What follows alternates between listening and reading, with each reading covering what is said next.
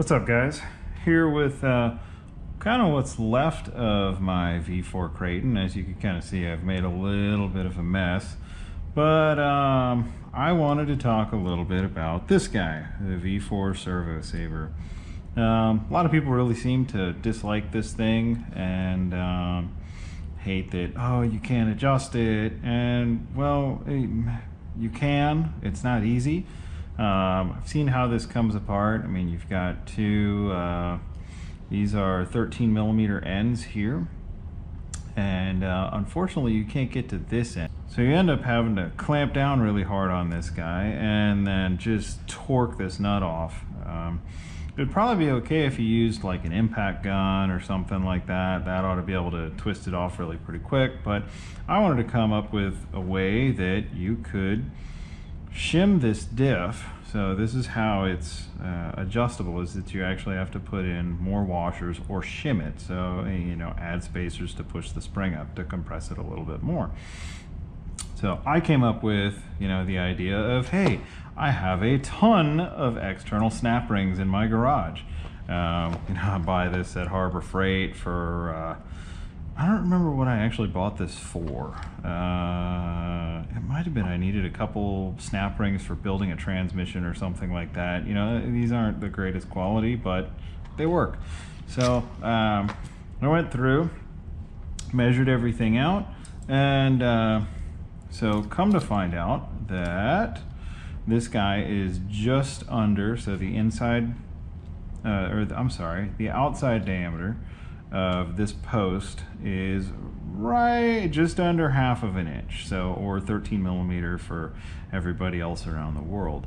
So I'm looking at 0.468, 0.469, you know, probably around, would go down to 468 if I could get the spring out of the way and get it to measure both perfectly. But so it's right around 13 millimeter.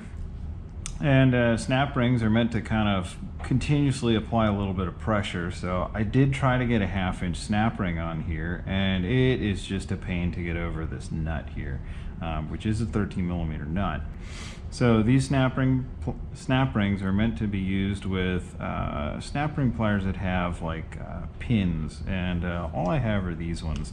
So yeah, we'll hope this works. So this might not be easy. So I'm gonna go ahead and expand this ring, slide it over the nut. Oh, perfect.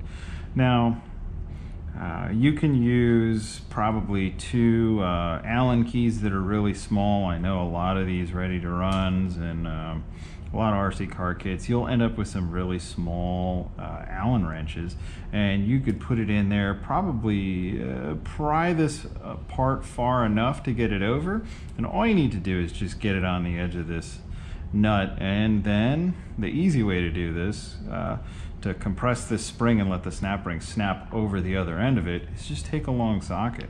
So what I'm going to do is I could just put this whole assembly together, and I'll let you guys watch this in action. So just push it up and voila. So that's all I did, and that's it.